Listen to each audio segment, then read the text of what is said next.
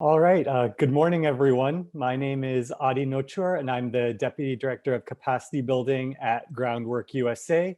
We are a co-leader of this Brownfields to Brightfields workshop with MAPC. And on behalf of both of our organizations, I want to thank you for joining us this morning to really dig in on this topic and welcome you all. We have fantastic interest here, and we have a packed agenda to get through. So without further ado, I'm going to turn it over to Steve Burrington, the Executive Director of Groundwork USA, to give us a little bit more context for this work. And then I'll do a quick overview of the agenda. I'll be your host for the day, and we'll dive into some great content and breakout rooms over the next couple of hours. So thank you again for being here and welcome, and take it away, Steve. Thanks, Adi, and good morning, everyone. Welcome to what should be a lively exploration of the Brownfields to Brightfields opportunities that lie ahead of us as we work through the transformation and decarbonization of our energy system in the coming years. As Adi said, I'm Steve Burrington. I'm the Executive Director of Groundwork USA. Groundwork USA is the national umbrella organization for a network of 22 people-centered environmental justice organizations in low and moderate income communities from Massachusetts and Florida out to California.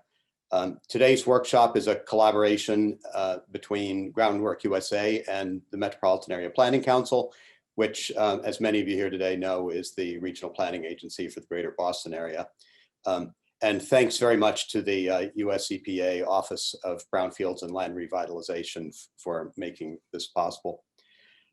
Solar on brownfields is not a new topic, but it's a topic that's newly significant in a couple of ways. First, we're confronting a question that we've known was coming at us for many years, which is where are we going to put all of the renewable resources that we need to decarbonize the energy system? Solar still produces less than 4% of our electricity, and it needs to grow a lot. Up to this point, it's required investment, technology innovation, economies of scale, and an enormous amount of ingenuity. Now, above all, it needs a lot of space. The low-hanging fruit sites are gone, and land issues are on the front burner. Solar development on greenfield sites prompted changes in the Massachusetts Solar Energy Incentive Program last year. The implications of the Biden-Harris administration's commitment to protecting 30% of U.S. land, have yet to be understood. So sustainability concerns surrounding development on greenfield sites are going to keep growing. And in a sense, no brownfield should be left behind. On the other hand, brownfields are typically in the midst of communities that have competing needs and desires, which brings us to the second hot topic for solar going forward, which is equity. Integrating solar into brownfields redevelopment is going to require real community support and community benefits to an even greater extent than it has up to this point. It's amazing to realize that just 25 years ago, all electricity came from power plants owned by utilities. Not a single state as of 25 years ago had yet enacted utility restructuring legislation. And it's remarkable in contrast to consider how diversified the control of power generation has become since then. In the past, the terms in which you got your energy depended basically on which rate class you fell in and how much, whether you were getting the benefit of ratepayer funded efficiency programs.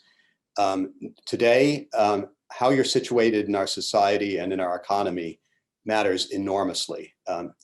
And that will continue to be a dominant factor in the future of solar. We're undergoing this process of building a new energy system after decades of growing disparities in wealth and income, and after centuries of oppression of Black and Indigenous people and others. We're also in a policy environment that prioritizes equity like never before, thank goodness. So, having come to the point where we have the renewable resources we need for decarbonization and having overcome so many challenges to get here, we have to conquer new challenges in sustainable land use and equity. The community of people who have contributed to building today's solar industry is vast and amazingly resourceful. And I'm confident it's up to new challenges. And this morning, we're going to see what that community of people can do next. So with that, I will turn it back to Adi. Thank you so much, Steve, for that great framing, which I think really gets at the heart of the challenge and opportunity that we're all here to tackle today. And this workshop is really also about building connections between all of us to carry this work forward. So we'll be following up with additional information and resources and ways we can all stay connected to sustain this work. I also do want to add that while most of you on this call are from the greater Boston area and from Massachusetts, and while this workshop will have some Massachusetts specific elements, we also welcome our participants who are joining us from outside the state, because we do really want to lift up learnings for regional and national audiences as well. And we'll be following up with more information about that. So please stay tuned and continue building with all of us. I'm going to do a quick agenda overview here before we really dive into the substance of our presentations and breakouts today. We've just heard from Steve for the welcome and workshop overview. In a moment, I'm going to turn it over to Laura Strine, our keynote speaker, to give us an introduction to Brownfields to Brightfields projects and trends. We're then going to hear from Julie Curdy from MAPC about opportunities and challenges for these projects in the Massachusetts context. And then we'll have a panel discussion for about 40 minutes, really digging in on some more specific project examples. And I'll say more about that as those panelists come up. Then we're going to introduce a new Massachusetts mapping tool that MAPC and Groundwork have created to assess brownfield to Brightfield sites in Massachusetts. We'll then have breakout rooms for about half an hour to dig in more on specific topics. And again, we'll say a little bit more about those later. And finally, if time allows, we'll come back together in the large group and have some wrap up for implementation. So we're setting out to do a lot, but with all of you actively engaged, I'm confident we can get there. And so without further ado, I want to introduce our keynote speaker, Laura Strine, who's the team leader for EPA's Repowering America's Land initiative. She has 20 years of experience in the energy and environment field. She coordinates the promotion and development of resources to help communities redevelop contaminated lands with renewable energy. She is passionate about sharing best practices with local and state governments and has a tremendous amount to share with all of you. So without further ado, Laura, please take it away. Thanks, Adi. It's great to be here this morning. See if I can get my proper PowerPoint shared.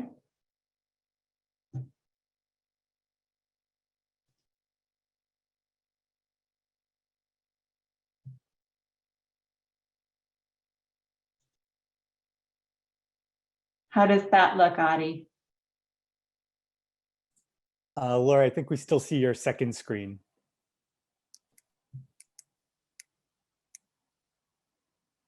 All right. Sorry about that.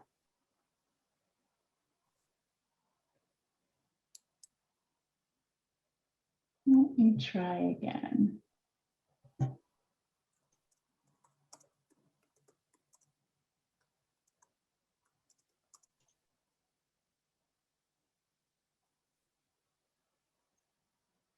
How does that look? Yep, that looks good. We've got the single screen now. Okay, great. Super, thank you so much. Okay, so like Adi said, my name is Laura Strine. I work for the US EPA's Repowering America's Land initiative. I'm the team leader. I'm excited to talk to you today about Brownfields to Brightfields because the Commonwealth of Massachusetts really has the most robust program in the country for development of renewable energy projects on contaminated lands. And your state really has, some of the best leaders in the country in the Department of Environmental Protection and the Department of Energy Resources. And Groundworks has pulled together a really great program today. I'm also excited to be joined today by colleagues from EPA's Office of Brownfields and EPA's Region 1 office, Amy Storm and Kate Woodward. So this is the presentation for today. We'll include the following topics. I'm really excited to talk to you about some of the project examples and the opportunities in the Boston area and have more conversation around that later today. I want to clarify one term that I'll use today, which is repowering. So repowering can have many different meanings in different contexts. In this context today, I'm going to use it to mean the siting of renewable energy resources on land that has perceived or actual contamination. So why do states and communities promote renewable energy on contaminated lands? You can see here that there are many reasons. They include protecting open space, providing low-cost power to residents of the community, providing revenue to local governments, and helping communities meet clean energy and climate goals. The main reason is really protection of green space. So that is often what we hear from stakeholders. And many communities with renewable energy projects on contaminated lands report a variety of benefits. They include tax revenue, lease revenue, revenue from renewable energy credits, so revenue, environmental benefits, energy cost savings, and jobs. You can find out more about the specifics of all the projects on our benefits matrix that's found on our website. So Repowering America's Land Initiative tracks completed projects and shares success stories. We encourage and we provide technical assistance to communities. We also can help with liability issues if you're having liability issues at your site. And we can also provide renewable energy feasibility studies through the National Renewable Energy Lab. You can see here, there are many projects spread all across the country. In total, they represent 1.8 gigawatts of installed capacity. The Northeast is, really leading the charge here. There are many more projects developed in the Northeast than any other region.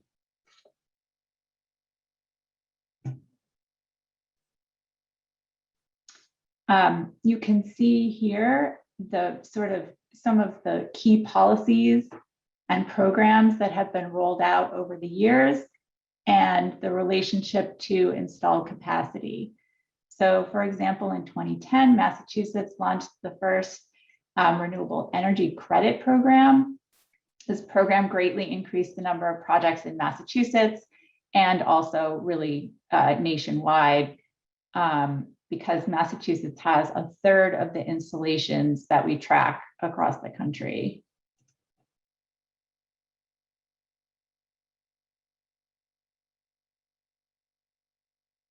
Okay, so we have several resources on our website. When I was asked to do this presentation today, one of the things I was asked to talk about was how to develop projects. And this is a very extensive topic. So what I thought I would do was say two things about this to really boil it down. One is to plan early, and two is to take our trainings on our website. And you can see here an example of our interconnection and electricity sales training. There's also a training on land use considerations and some additional trainings. We also have discussion paper on interconnection, which is a great way to get an overview of those issues. And we also have a discussion paper on the value of existing infrastructure, which can be really important to, marketing and selling the project on brownfields, because they often have, existing power lines that can be tapped or other infrastructure that's already at the site. So I'm going to be very brief about this issue of, how to develop projects, and we can talk about that more, and you can always follow up and check out the resources on our website. Okay, so project examples. Repowering America's Land has tracking and benefits information on site-specific projects across the country. So please check out our website for more documents. We have the Excel spreadsheets. We also have an analysis document for each of these. I think you'll find them really informative. And one of the projects that I wanted to share is from the Norwood landfill in Colorado. This project includes helping qualified low-income residents pay their electricity bills. And EPA was involved in outreach activities related to this landfill project. Here you can see somebody installing the solar panels at the array here. This is a really great project in Colorado. Another project that I want to talk about is the landfill in Rutland, Vermont. And when I was talking to Adi and Julie about the presentation today, we discussed the relevance of both microgrids and battery projects. You can see here the Stafford Solar Farm in Vermont has the ability to provide power to the city's emergency center, and this includes battery storage. So this is a great project example. There's another recent project in Mount Kisco, New York. I do not have a slide for this one yet, but this project incorporates battery storage for a different reason. The Mount Kisco project, the battery storage is used to meet energy at peak demand hours. So that's another way to think about, some of these sites in Massachusetts that might be close to high energy need centers, but may have a need that's not just producing X amount of power all the time, right? And so one way to think about some of the sites in Massachusetts are, battery storage for emergency centers or other key infrastructure, and also battery storage for shading what we call peak load or electricity at high demand times. And EPA was involved in the Mount Kisco project. I do not believe we were involved in the Rutland, Vermont project, but we do use it as an example.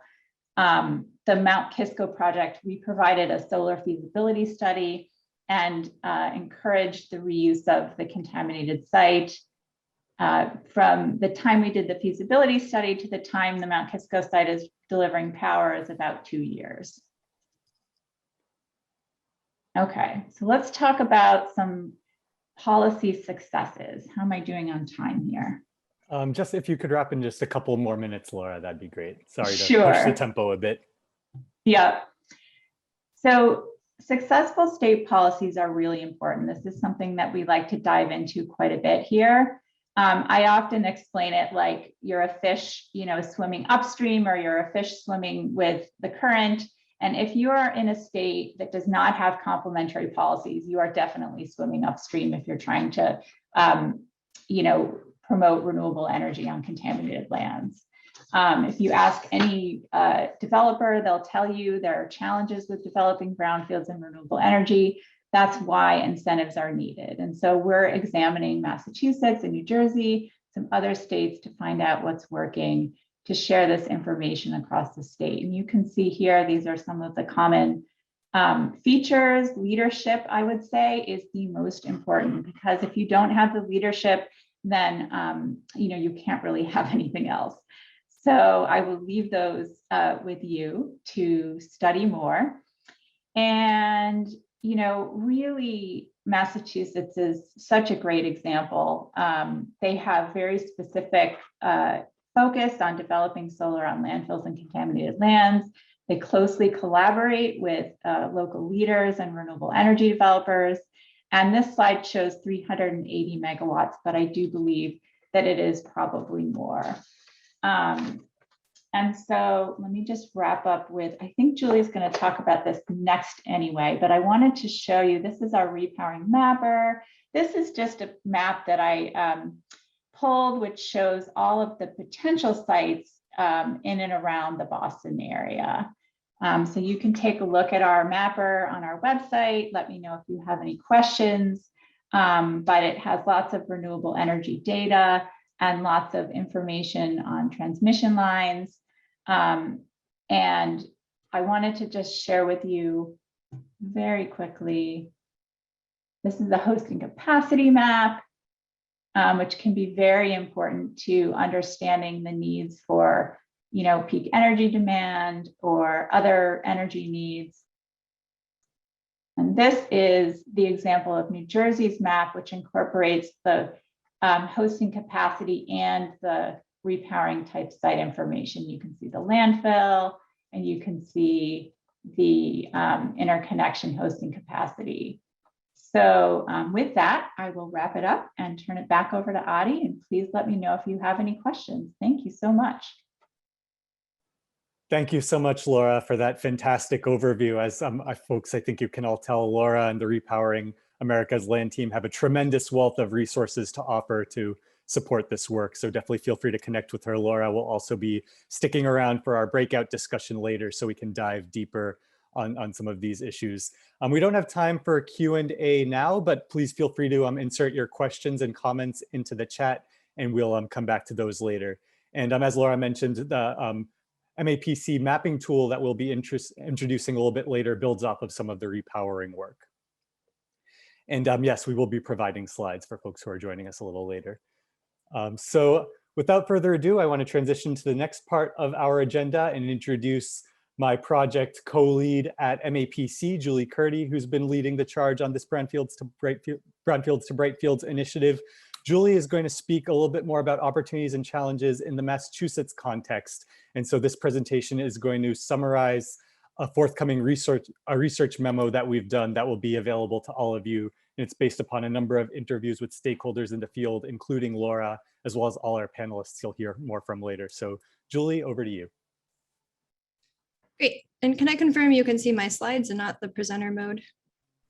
We can see the presenter mode. Okay, there we go. You all know what I'm going to say. Well, hi, everybody. My name is Julie Curdy, and I'm a clean energy and climate planner at the Metropolitan Area Planning Council, or MAPC. Today, what I want to do is share some of the findings from research that MAPC and Groundwork USA undertook to understand more about the Brownfields to Brightfields landscape in Massachusetts. So over the next 10 minutes, what I'll do is share with you 4 models for centering equity while developing these projects, and highlight opportunities for municipalities to support this work. I'll refer to Brownfields to Brightfields as B2B for short during this presentation. So for those of you who aren't familiar, I think Steve gave a little introduction as well. MAPC is the regional planning body for the greater Boston region, and we serve 101 cities and towns and nearly half the state's population. MAPC is a quasi-state agency, so we work to augment the capacity of local governments. We provide technical assistance to advance smart growth and equity in the region. And for the past 10 years, MAPC's clean energy team has worked with municipalities on developing programs, policies, and plans for climate change.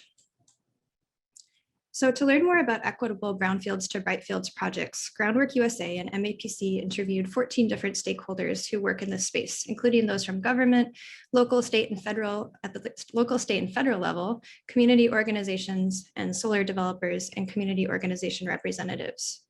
And what our research pointed us towards is 4 different models for centering equity in Brownfields to Brightfields projects: equitable engagement, community shared solar, community benefits agreements, and something we're calling solar accessorized sites.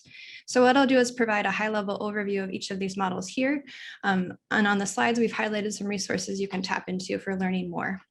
I'd also note that several of these models can and should be used at the same time. So the first model I want to talk about is equitable engagement, which should be a central tenet to every Brownfields to Brightfields project. When we say equitable engagement, we mean ensuring that community members who live near a brownfield site have agency in the redevelopment process. This is a central tenet of equity and restorative environmental justice. So an equitable B2B project will offer an inclusive and accessible engagement process. This process should involve neighboring community members who in the decisions about how to remediate and use a brownfield site and how to structure a project developed on the site. Involving community members early on is important for identifying needs and priorities that a brownfield redevelopment could help with. For example, community members may prefer to have more green space in their neighborhood, which a brownfield redevelopment could provide, depending on the contamination at the site. Or residents may be burdened by high housing costs and interested in solar redevelopment that could lower their energy bills, particularly if the site is not appropriate for human use. What is ultimately developed on a site will depend on who owns the land, what is viable given the site's contamination, and what is economically feasible. But making community engagement a key and dedicated part of the process can open new possibilities for the site. It can lead to redevelopment that better serves the needs of residents who've been historically impacted by the site's contamination. And on the screen there, you see a few resources that are offered by Groundwork USA, tools and guidance for equitable brownfields redevelopment, and some tools from MAPC on community engagement as well. And again, we'll share these slides after today's workshop. The second model for equitable brownfields to Brightfields development I wanted to talk about is community solar. So if community engagement points towards solar as a good option for a brownfield site, developing community shared solar, or CSS, is a project model that can directly benefit neighboring residents. Community shared solar projects in Massachusetts use what's known as virtual net metering to allow participants to subscribe to a project and receive credits for a portion of the energy on their utility bill. Virtual net metering is a bill crediting system, and it gives credit for the energy produced by the solar installation to the customers who subscribe to the program, even though they don't directly receive that power, ergo the virtual aspect of the name. And what CSS does is it gives community members a way to participate in solar, even if they're renters or they don't have a rooftop that can host solar panels. CSS in itself is not inherently an equitable model, but there are different ways to make community shared solar equitable. A common model is developing a subscription-based project where some or all of the subscribers to the project may be low-income residents who can participate at no or low upfront cost, particularly those residents who live close to the site or residents in other environmental justice communities who may be burdened by other brownfield sites in the region. When developing a CSS project, there are also opportunities to support minority women-owned businesses through procurement processes or hiring requirements. And then projects to make them equitable should also take consumer protection into consideration, offering clear contract terms and easy opt-outs for customers. A third model we wanted to share for advancing equitable brownfields to Brightfields projects is community benefits agreements, or CBAs. So many solar developers pursue projects that are large, 500 kilowatts or greater, and that's a project size that typically requires 2.5 to 3 acres to develop, or even more land. And so for brownfields to Brightfields projects, these are projects on former large-scale industrial sites or former landfills, which we see most commonly developed, and less often on urban infill brownfield sites, since those are more challenging economically. So if that land is owned privately and on a large-scale site, a model that could center equity in these projects is pursuing a strong community benefits agreements between the community and the site developer. A CBA is an agreement between the project developer and community members impacted by the project, and it provides local benefits to the community from the solar developer. CBAs can be developed as legally binding contracts, and they're often negotiated with support from municipal and state government. CBAs related to solar development can include workforce training, local hiring commitments combined with living wage terms, remediating and setting aside a portion of the land for community benefit. That could be something like a park, or setting up a revenue stream from the project that could be set aside for community use and priorities, such as a recreation center or educational programming. So there's lots of potential with community benefits agreements. And then finally, the fourth equitable B2B model we want to propose is a solar accessorized site. And so if community engagement, that first equitable step, points towards other development priorities for a brownfield site, then solar accessorized could be a good model if direct human use is possible. So if solar development, in these cases, solar development could be an accessory use to the site. In an equitable model, you'd want to ensure that either the solar, the site itself, or both is designed to benefit the residents who've been burdened by the brownfield in the community. So what would this look like? This could look like a community garden or park with a common building, a parking canopy, or outdoor lighting powered by solar. It could also look like an affordable housing development where there might be solar on the roof and a community shared solar program to give credit for that solar to the residents, or perhaps a way to capture the revenue stream from that solar and put it towards other priorities for those residents. So that's the solar accessorized model.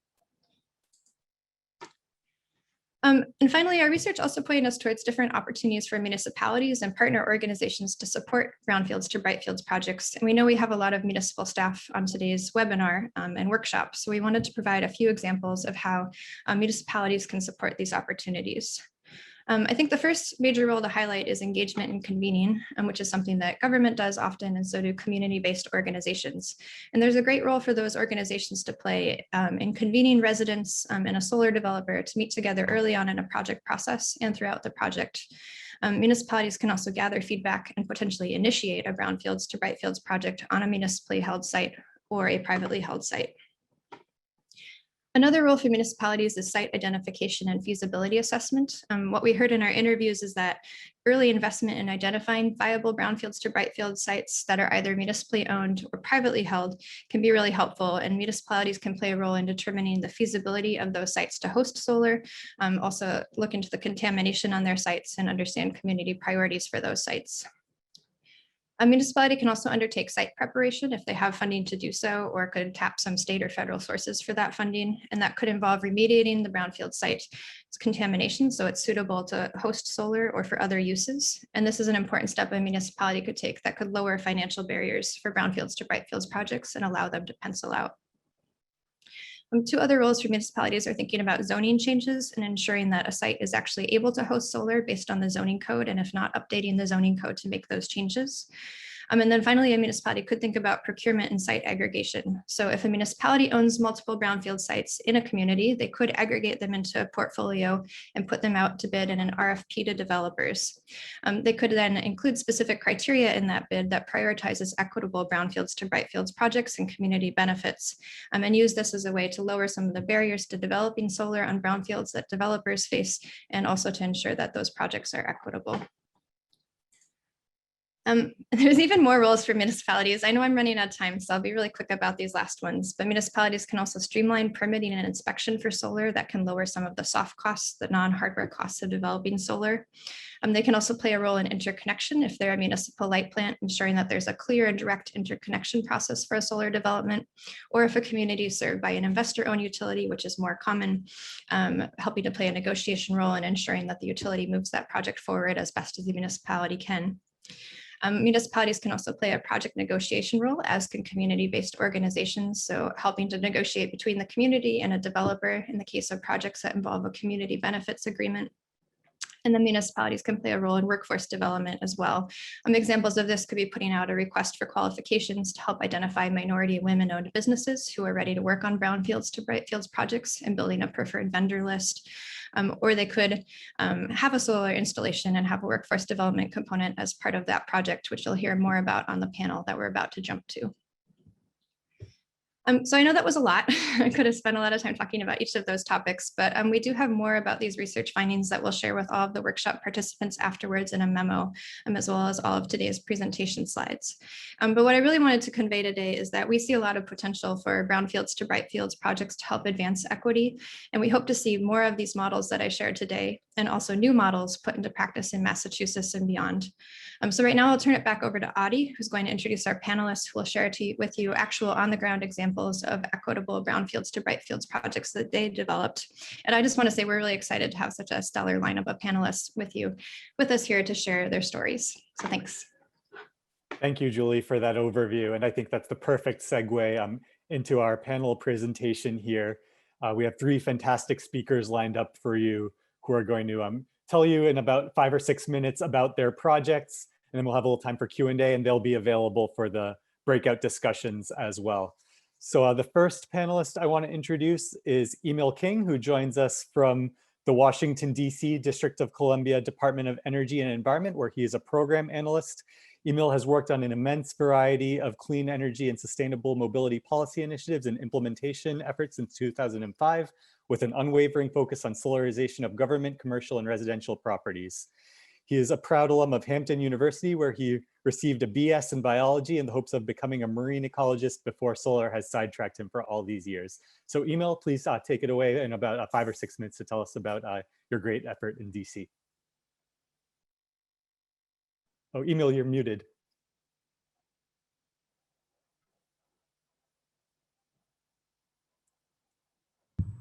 All right, can you hear me now? Yep. All right, thanks for the intro. I'm so happy to be here with you all. Thanks for inviting some, I guess, Southern representatives that are doing this work. Again, my name is Emil King. I'm an analyst with the Department of Energy and Environment in Washington, D.C. And I'm going to talk a little today about community solar at Oxen Run, which is a brownfield site that is owned by the district government. Quick overview, it's the largest clean energy project in the district that focuses on serving neighborhood residents through our Solar for All program. And that really provides the umbrella for all of our solar activities currently. It's the second or third largest system in the city itself, so pretty substantial. Serves about 780 households. They receive $500 per year on average in bill credits through our utility, and it's adaptive reuse of an underutilized district administered property that's actually owned by the federal government. 2.65 megawatts, a little over 7,200 solar modules at a cost of $5.5 million. It is owned by the district government. And here we have just a project team just to show you who's involved in this when the government was a developer basically of this project. We paid for it, managed the project along with our Department of General Services, which is just like GSA for the federal government. And then we had 3 different firms actually manage that construction. So quickly, what is Solar for All? It's a program that's mandated by our legislature to serve 100,000 low to moderate income households in the district. So it has some very stringent rules associated with it, but also quite a bit of flexibility. So our role as the district government is to build solar systems that spin off credits that support these households. We talked a little bit about community solar, and what I tried to do was include portions of a presentation that we would give to community groups as we speak about public engagement. But this is one of those slides where we explain what community solar is in DC. Same as anywhere else, really. But we refer to community solar systems as CREFs, Community Renewable Energy Facilities. Specific challenges that we had at this site were basically decades of neglect. It's a 15-acre parcel identified as a brownfield primarily because there were service stations located to the north of the site, and they leaked, their underground storage tanks leaked, and that migrated kind of downstream.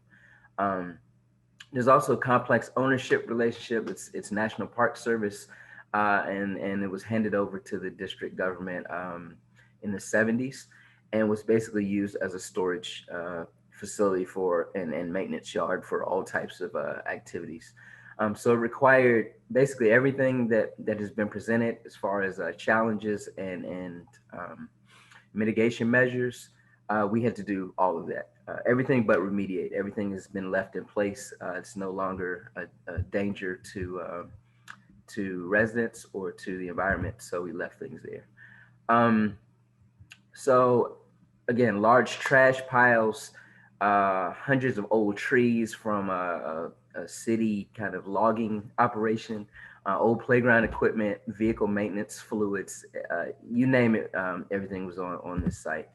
So we had this property. It was originally going to be used as an urban farm, a hydroponic operation.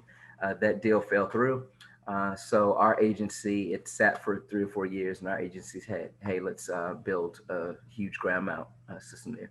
We have a shortage of land, as is the case in a lot of densely, built environments. So we designed a system, and quickly project construction, again, as a developer, as well as the permitting agency and a bunch of other roles that we played, had to coordinate a lot with our sister agencies on developing the solicitation itself, reviewing that, awarding the contract, pre-designs, surveys, permits, zoning approvals, and community engagement. So we were involved every step of the way. A lot of primarily cleaning up the site. That took months actually to clean and ready the site. Again, we had to be aware of wetlands on the site, limiting digging so as not to disturb any of the soils. All soils that were removed were taken offsite to a hazardous waste facility in another state. Just a lot of, very, very interesting details that you don't necessarily know about. We also had some unique interconnection challenges. Our feeder was near capacity, so we had to find a couple others that were nearby. So working with the utility to do that. We had to get a custom built transformer that during COVID took us about 9 or 10 months to receive, after the initial one was shown to be inadequate for our purposes. And also the utility had to upgrade the distribution system in the area. So that is one co-benefit, is that the community has a much better, safer, and more reliable grid. So as it was completed, just quickly some stats on kind of what's going on. It was recently brought online in December, and we're still in the commissioning phase. And we expect this project to last, standard 25 plus years of operation. So as far as benefits, it's roughly about 780 households, give or take. They're going to receive these credits for between 15 and 25 years. Again, enhanced grid reliability. As far as jobs were concerned, we had local subcontractor hiring requirements and provided preference points for those. We recruited within the surrounding community and have a job training effort as part of Solar for All as well, called SolarWorks DC. So some of those participants actually in that program actually worked to construct this project. Health benefits, I think those are obvious to folks that everyone that's on this call, benefits of solar. Lastly, beautification, wildlife habitat, and education. So we did a lot of native tree and shrub planting on the site, and that will continue. And we're also doing restoring the native pollinator flora. And then we'll be installing new pollinator meadows in some of the open areas around the site. So again, this slide is from the community presentations. Basically, we always tell them what the next steps are.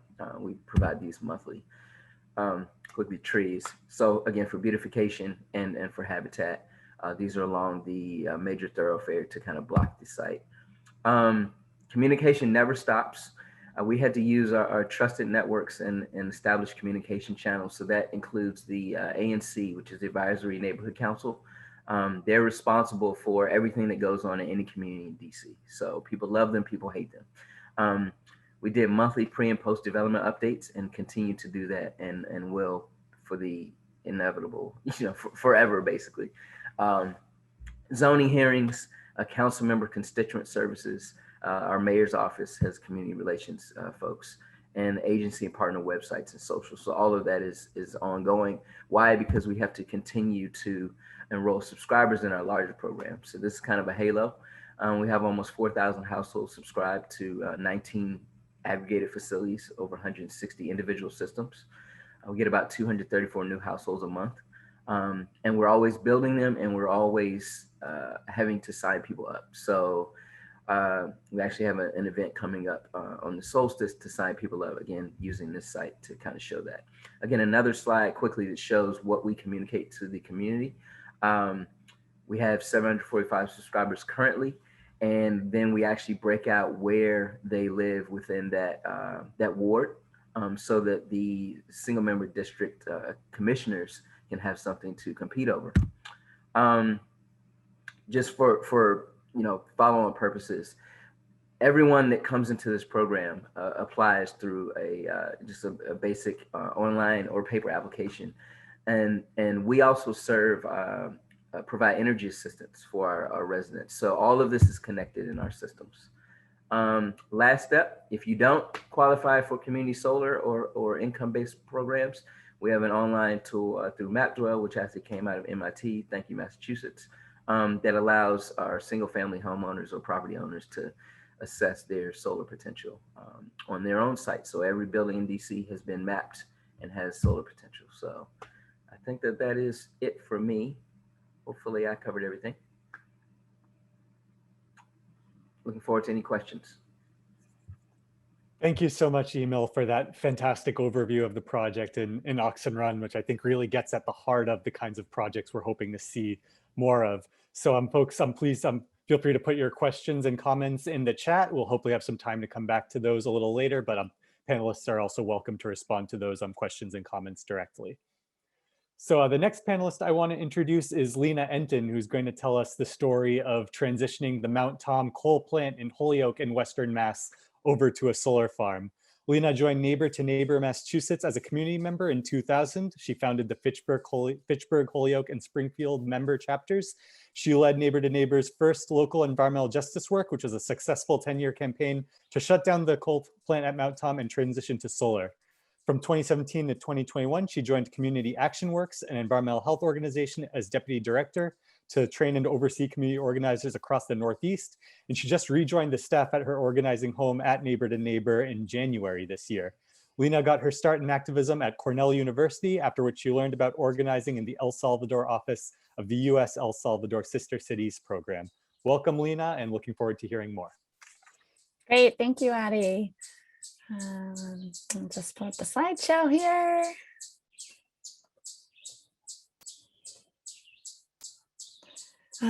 Great. Well, I will try to keep this short and sweet. So some of you who live in Western Mass may know that the Mount Tom coal plant was burning coal for 50 years, contaminating the air. And Neighbor to Neighbor was approached actually by the Sierra Club to see, did we want to take on shutting down this coal plant? And Neighbor to Neighbor members got together and realized that the health impacts of the burning coal were so profound that they wanted to take it on.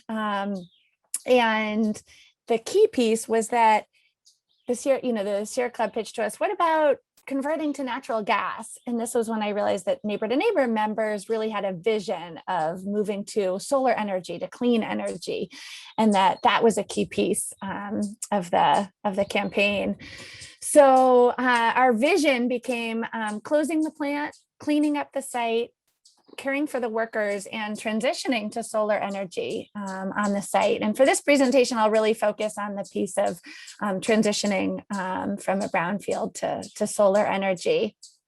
And I'd say at Neighbor to Neighbor work together with Community Action Works hand in hand. And Neighbor to Neighbor, we build power in gateway cities across Massachusetts, led by Black and Latinx and Indigenous folks on the ground in our cities.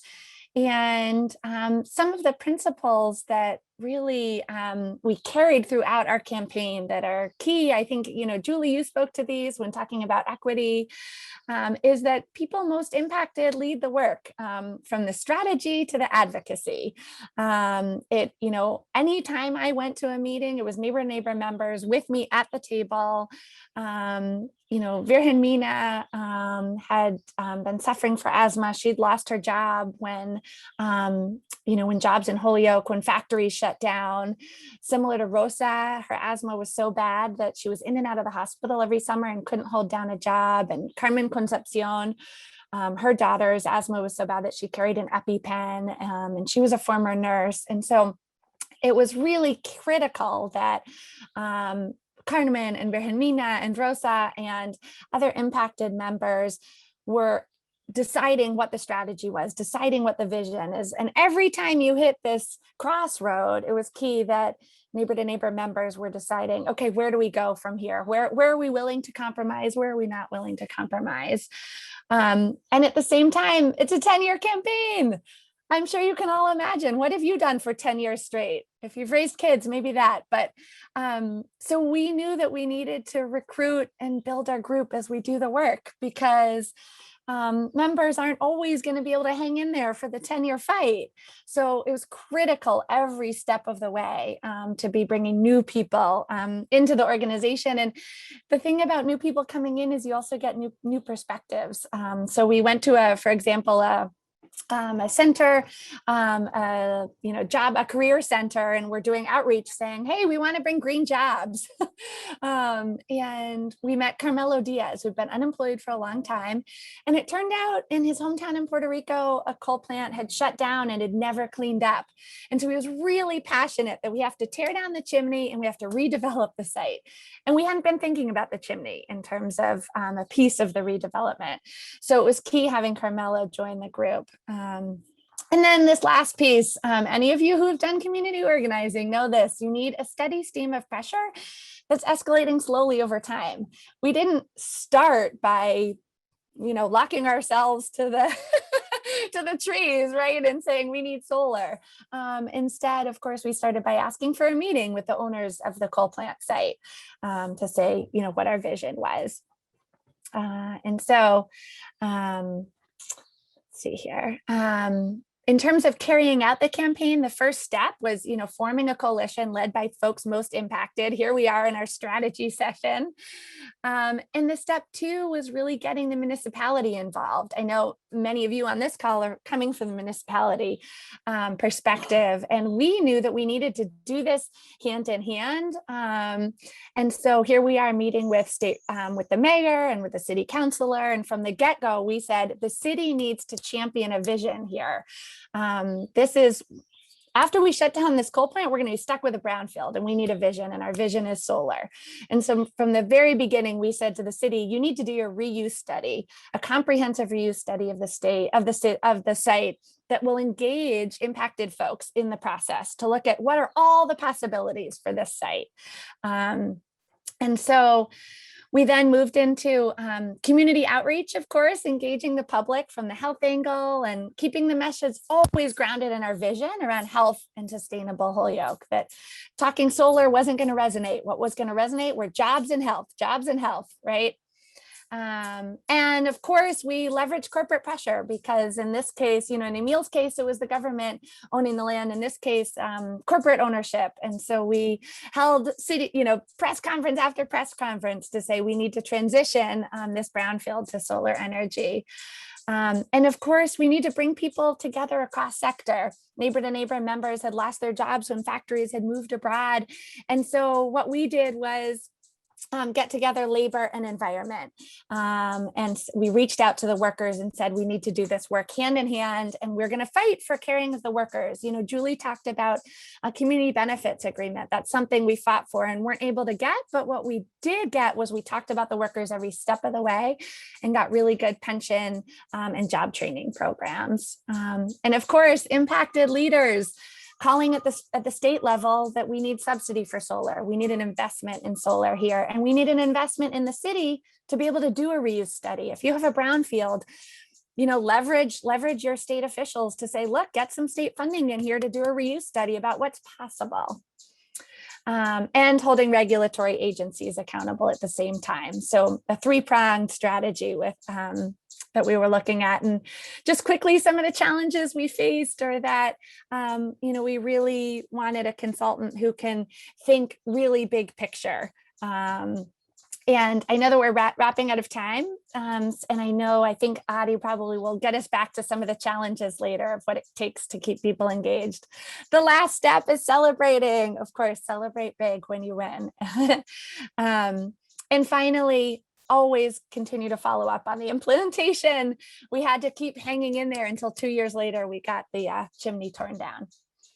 And I'll put in the chat a 6-minute video that you can also watch that tells more about the campaign.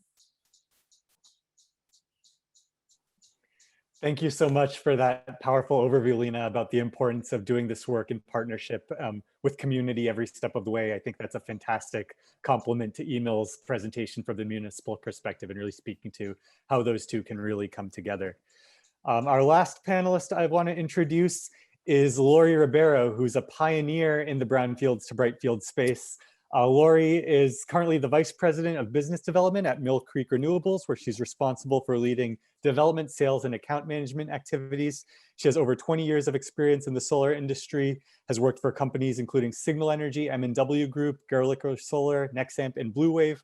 Her portfolio includes over 350 megawatts of projects, including ground mount, rooftop, and canopy. She has an AB from Harvard and a Master of Science from MIT. And she's here today to talk to us about the Brockton Brownfields to Brightfields project, which has really pioneered the way for a number of the projects we've seen in Massachusetts and across the country since then. So Lori, great to have you, and please take it away to round out the panel here. Thanks, Adi. Let me just share my screen here.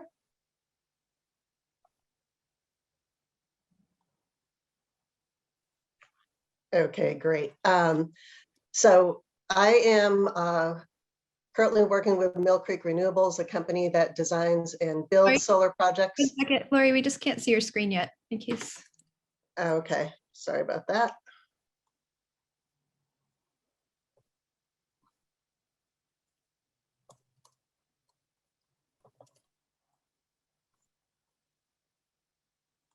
You have it now? Yep. Okay, great. So my current company designs and builds solar projects, but I did this project many years ago as a consultant, and I was working with the city of Brockton, closely with the mayor's office, and came at this from a municipal brownfield perspective. So the city of Brockton was motivated to do the brownfield because Brockton was 97% developed, and the brownfields in the city were in the central part of the city where they mostly abutted industrial areas, because back when Brockton was formed in the 1800s, the city was designed so that people would be able to walk to work to the industrial plants. So anything that we were doing to redevelop brownfields had a strong environmental justice impact. We wanted to make sure that the pattern of companies that were doing recycling and those kinds of activities did not continue to target Brockton. And when we did a lot of our community workshops, one of the refrains that I heard often was that the residents didn't want to be the dumping ground for the Commonwealth. So I was motivated to see, if we're redeveloping brownfields, what could we do that would really be appropriate in a neighborhood? And that was way back in the year 2000, when the US Department of Energy had first conceived the Brightfields concept. And what I loved about it was that a Brightfield was a unique opportunity where you could develop a site in a way that had no pollution, no noise, and no traffic. And those were the three things that most residents were concerned about when we held community workshops about the proposed development on the various sites that we were working on. So the site that we ended up using for the facility was a former Brockton Gasworks manufactured gas plant that worked from the late 1800s to 1963.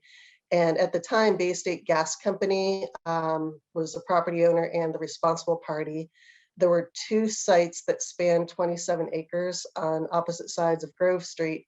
And you can see where the site locus is. It's really in a pretty densely populated area. And what happened was, when the site was cleaned up, they capped the contaminants below the ground. So there was really nothing else you could do with the site. And the remediation wasn't complete until 2004. And at that time, what was left was basically a neighborhood eyesore that had no apparent development potential. So then we embarked on what turned out to be a 6-year process. And I could spend 20 minutes just talking about what we did over those 6 years. And I think this might be more useful for folks who live in states that don't already have a policy framework, because when we got started, there was no such thing. So we started from the development of the concept. We got funding to do feasibility studies, and then we had to do pre-development work. And one of the really important keys to this was we developed partnerships with the local community, the city councilor who represented the area, and then state and federal agencies that provided technical support and also funding.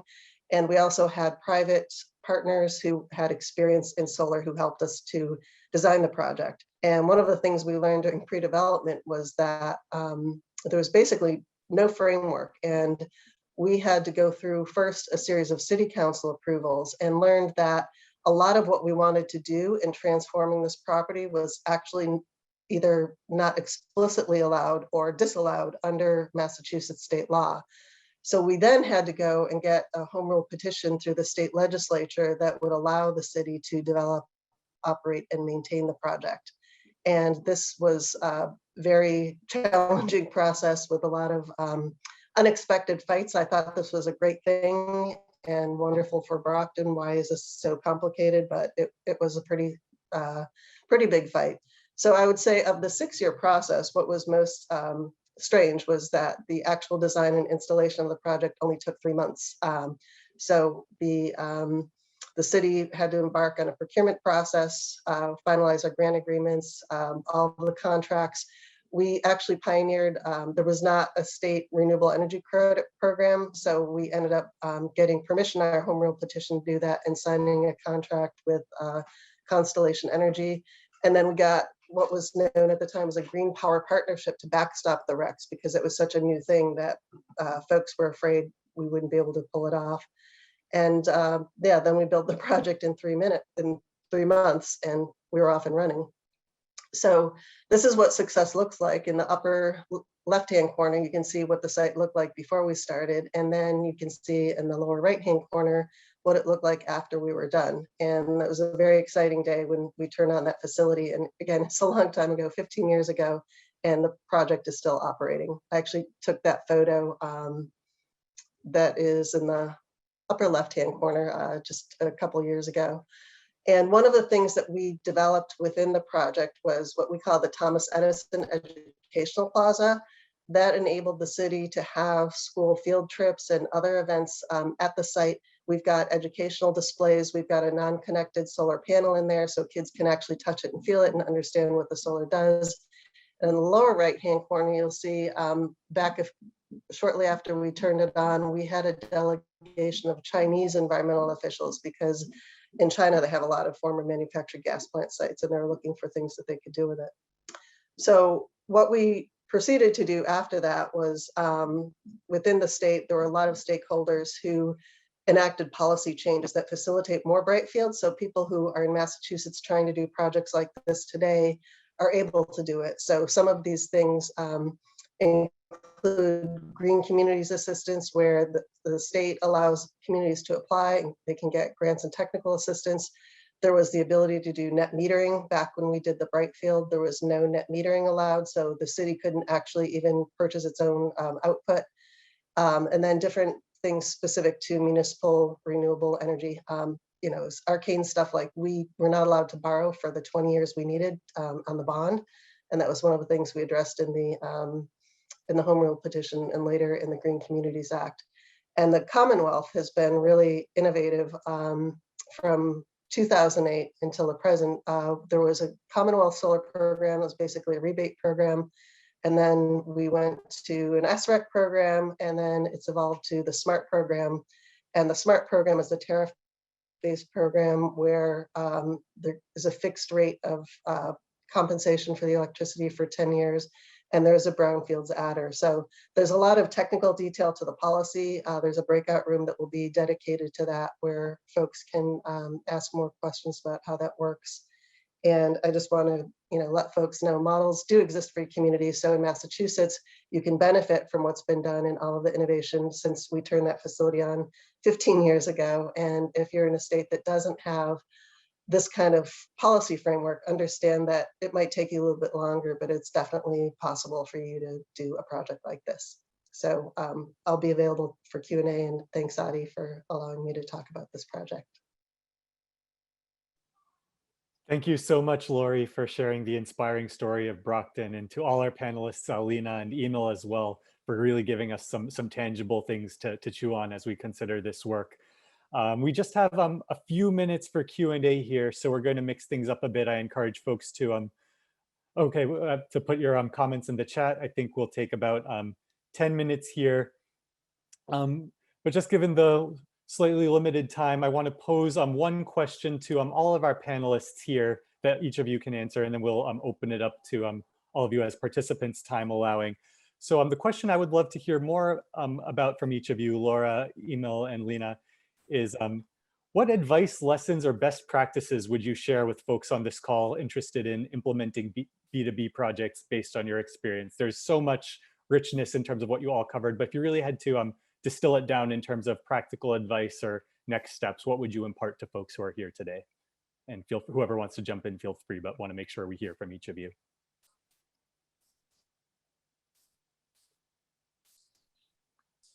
I could jump in to get us started. I think the first thing I would recommend is, you have a brown site, really doing a comprehensive feasibility study. I think there were some places where we missed out with our reuse study, and we could have been thinking bigger picture about what does the whole city need and what are all the resources that the city has. And that might have led us towards a path of a community benefits agreement that could have been helpful, or thinking about even more uses for the site. The redevelopment of a brownfield to a Brightfield is just an opportunity to really think outside the box.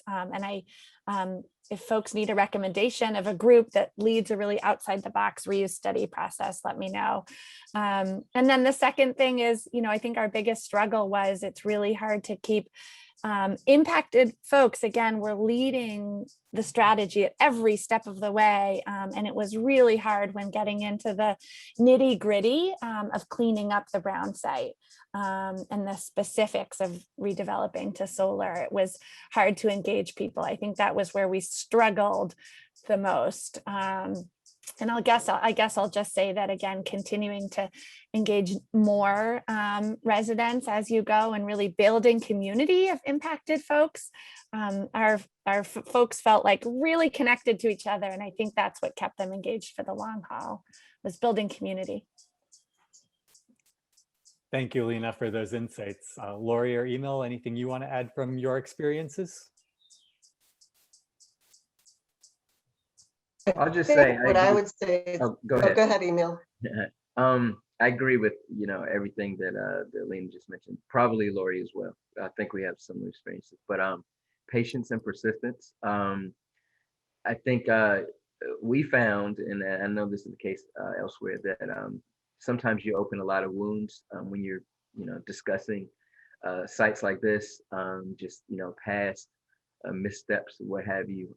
So be willing to deal with all of that first before sometimes you even get to the technical things, and really allowing people to have a voice and kind of sharing their thoughts, on things. And yeah, our project took about 7 years as well to develop. So you got to be willing to hang in there and continue fighting the good fight, and knowing that there's a light at the end of the tunnel. So patience and persistence.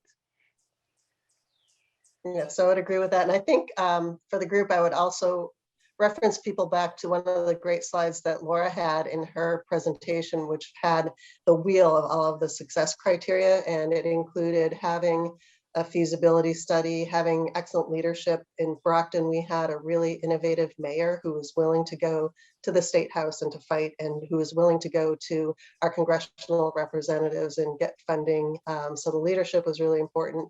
And then the partnerships we couldn't have done without. And it was, kind of ground up. We had the community really involved, and the community was working with their state rep, and really the city councilor who said in her ward that was the only project that was ever proposed that the community actually supported, didn't oppose, because it was environmentally beneficial. And it did take a lot of community outreach sessions because people were concerned and suspicious of, this is a new power plant and how will this impact our community? So we had to talk about how solar works in a very non-technical way, so people would really understand that what we were doing was a net benefit. And and then it turned out to be something the community supported because they were engaged throughout the process. Thanks to all three of you for sharing those insights. I think that's so critical to keep all of these things in mind as folks move forward with developing projects. And even before you get to the project stage, how are you bringing folks in on the front end and addressing their concerns up front? Lots of great lessons to work with here. So we have about 5 minutes left in which we can field questions for the panel or for other folks who spoke earlier. So feel free to put those questions and comments in the chat so we can moderate them. I have a question here from Emily Chesson. Do any of you panelists have examples of utility scale projects greater than 10 megawatts on brownfields that have had an inclusive community engagement process and community benefits? So thinking about larger scale projects greater than 10 megawatts, are there any examples out there?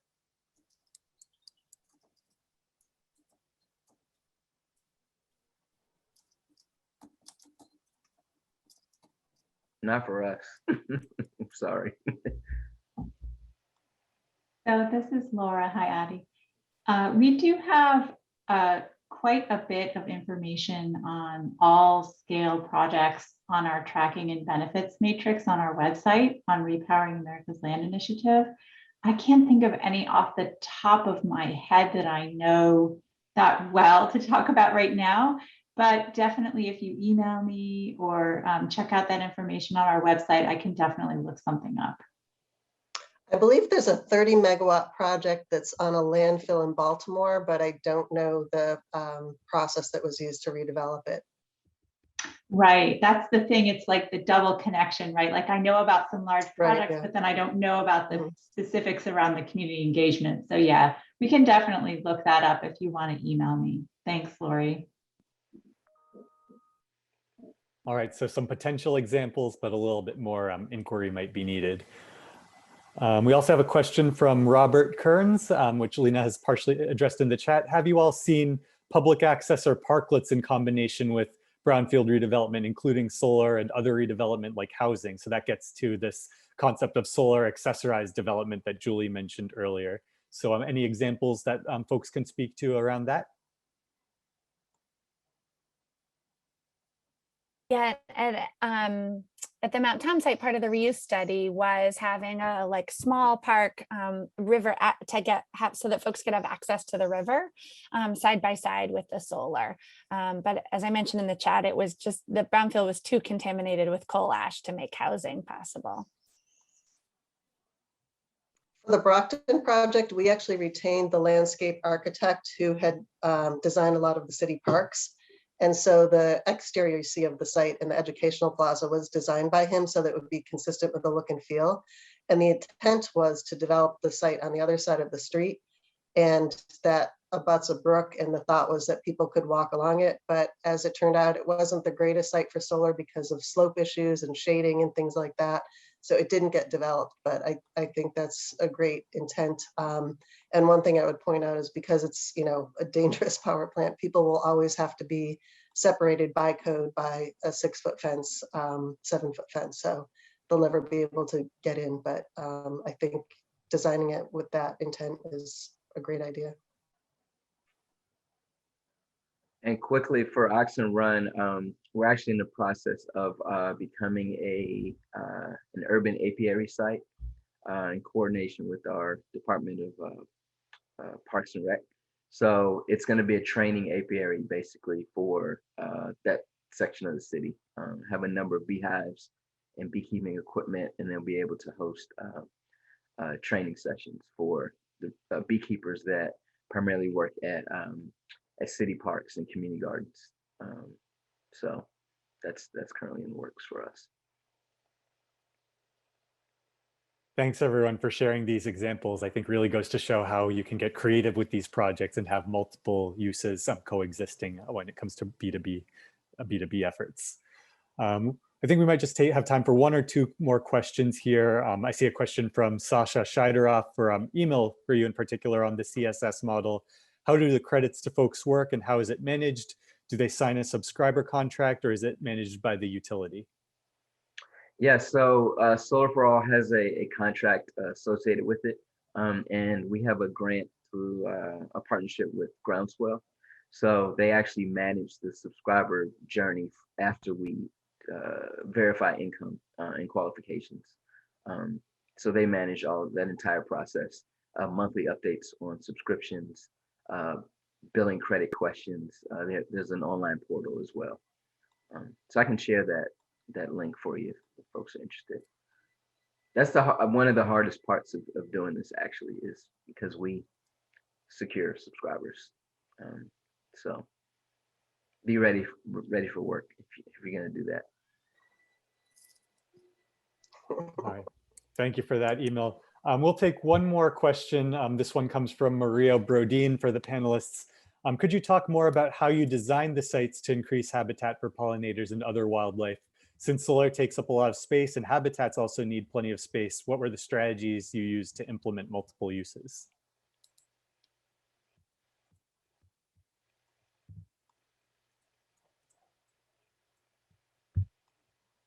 I can answer for the Brockton Brightfield. At that point, the site was just an abandoned brownfield, and we didn't have that kind of intent. So it wasn't designed in, but now it's part of the Massachusetts program where it's encouraged to plant pollinators. In our flattened and gravel base, so we didn't do plantings.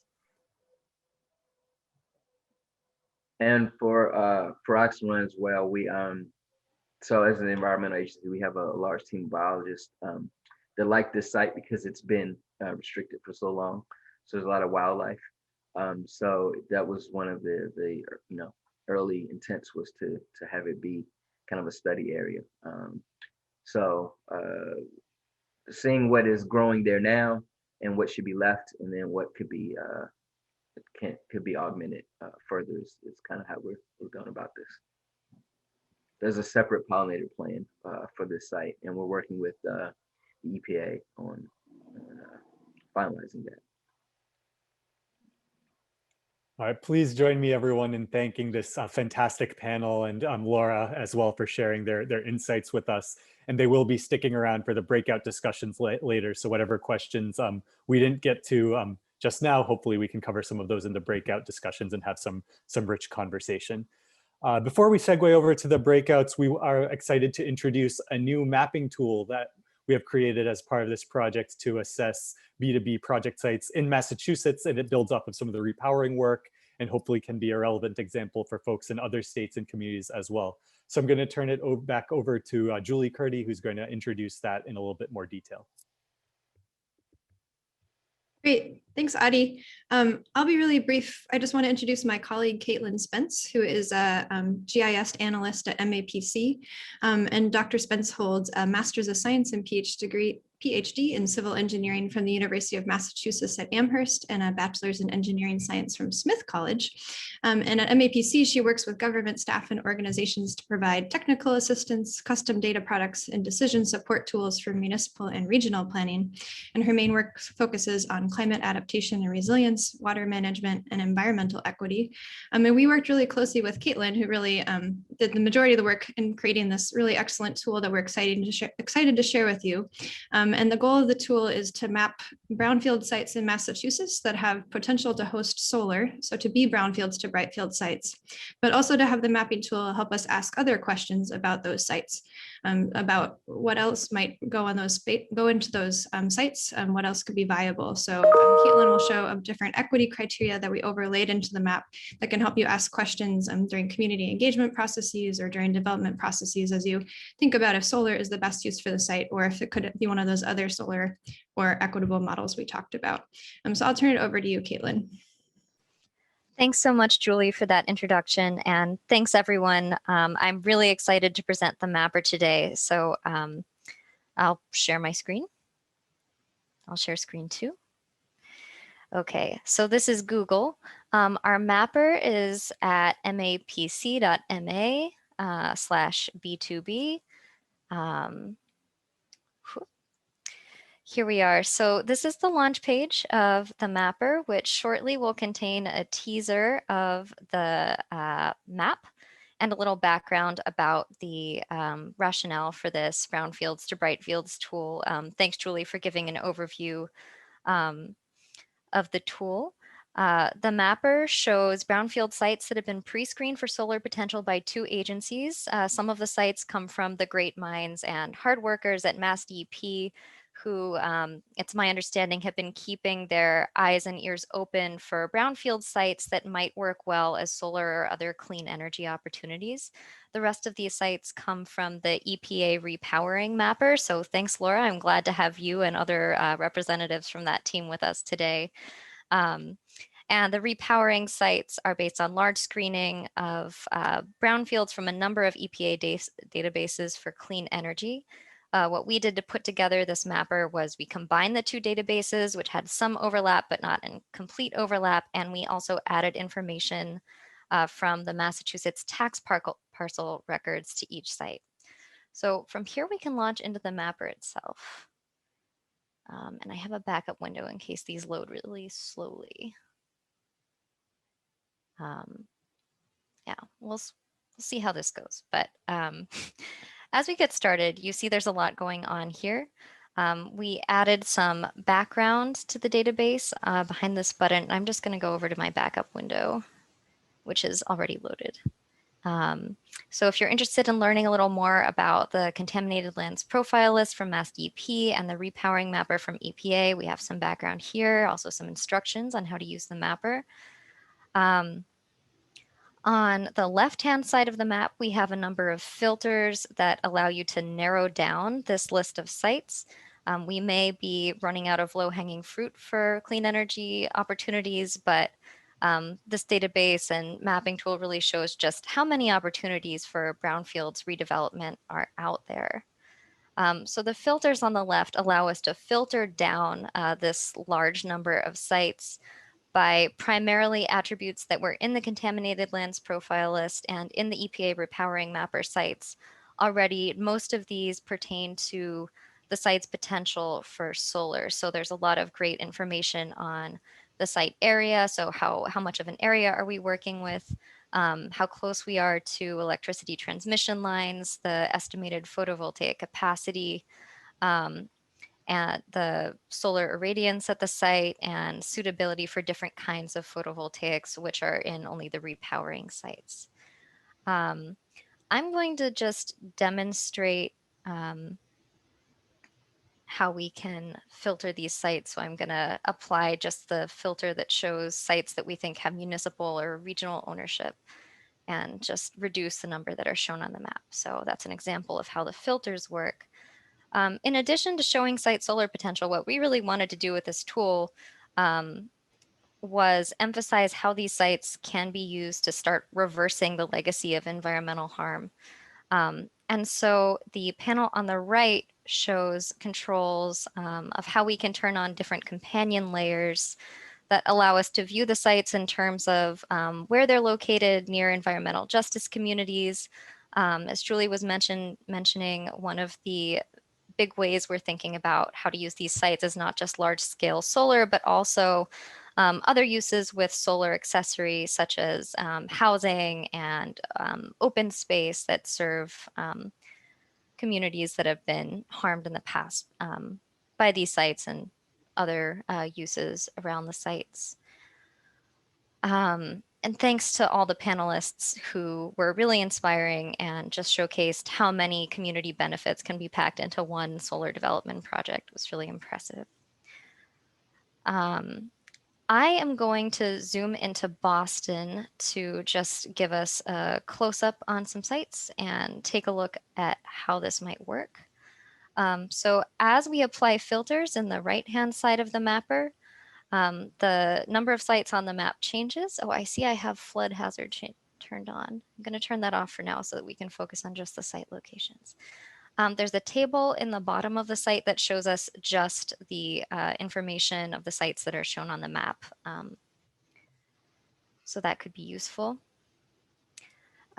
So now that we're looking at just the sites in Boston, interesting, one is on an island. The legend on the bottom right-hand side of the map shows how to interpret the data layers that are shown on the map. So we see that sites that come from the EPA repowering database are in green, and from the contaminated lands profile list are in blue. I'm going to demonstrate how we can use the data layers by turning on one of our environmental justice layers. I'm going to look at energy cost burden. And this, if you're not looking to work in a specific area, this can be a good way to start looking for opportunities or regional areas to focus. So we see this swath of higher energy cost burden in South Boston and Dorchester. I'm going to focus on these two sites here.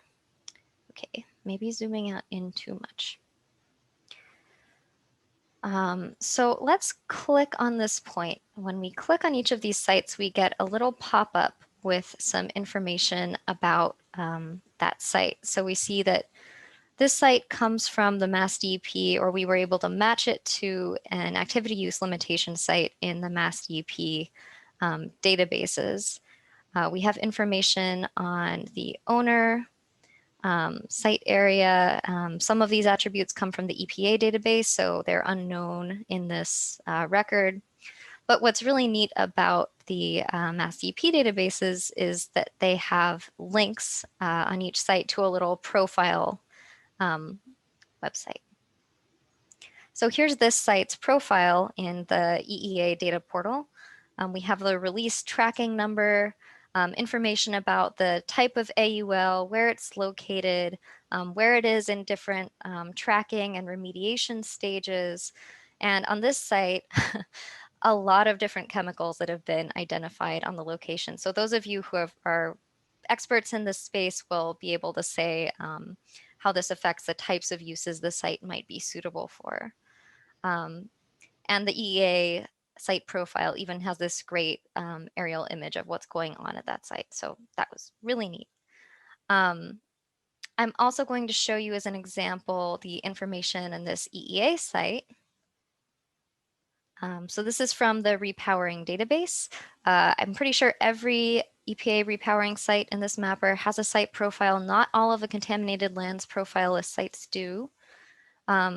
This site has a little less information about the exact type of contamination on site, but it does have a lot of detail on the screening results for solar reuse, as well as for different kinds of renewable energy. And if you're interested in learning more, there's a lot of documentation on how the screening criteria were applied. So we're keeping this brief, so I'm gonna head back now.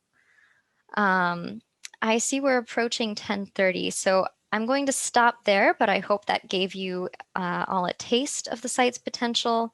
I'd encourage you to go to the site, play around, interact with the data, just view the sites in terms of these different layers. So we have environmental justice, recreation, housing, public transit, climate change and flood risk, and of course, solar capacity. So all of these layers will affect what the site might be suitable for. And with that, I will turn it back over to Adi and stop sharing my screen. Thank you so much, Caitlin, for that incredible overview of the mapping tool, which I hope will be a powerful resource for all of you on this call moving forward to identify project sites and help bring things to fruition. So we're going to start transitioning into our breakout room discussions for the next half hour. We are running a little bit behind time, so unfortunately we won't be able to come back together in the main room at the end of the event, but we will wrap up in the breakout rooms, each of which will be facilitated by a Groundwork USA or MAPC staffer to help chart out next steps here.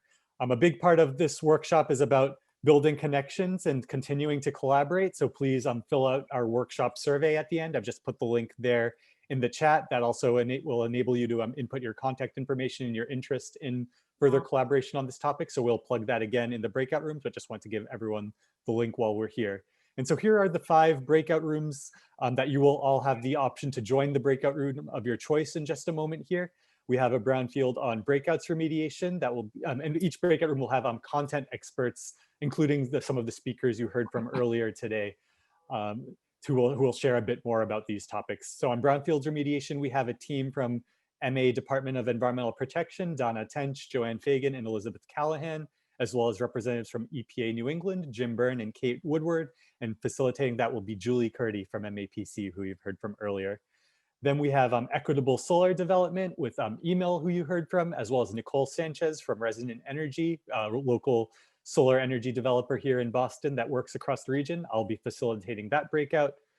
For grassroots organizing for a just transition, we have Lena and Maria Brodin from Groundwork USA will be facilitating. Then we have the Brownfields to Brightfields mapping tool for Massachusetts that you all just heard about. So Caitlin will be doing a deeper dive on that breakout on that topic, facilitated by Sasha Scheideroff from MAPC. And then finally, we have Massachusetts Solar and Brownfields policy to discuss some of these bigger questions around the policy context. And so Eric Steltzer from the Massachusetts Department of Energy Resources will be joining that breakout, along with Lori and Laura, who you heard from earlier, and facilitating that breakout will be Cami Peterson from MAPC. So again, here's the URL for the workshop evaluation survey and the link to the mapping tool. Maybe if we could go back to that Brownfields or the breakout slide listing, Sasha can bring up the breakout options, and each of us will be transported to the breakout rooms in just a few moments here. So again, you can select the breakout room of your choice. If you're not able to join a breakout, Sasha will be on hand to help sort you. So we'll see folks in the breakout rooms in just a few moments, and the facilitators will guide us through some questions and wrap us up. So apologies that we won't be able to come back together in the main room after the breakouts, but I think the discussions now will set us up for some robust collaboration moving forward.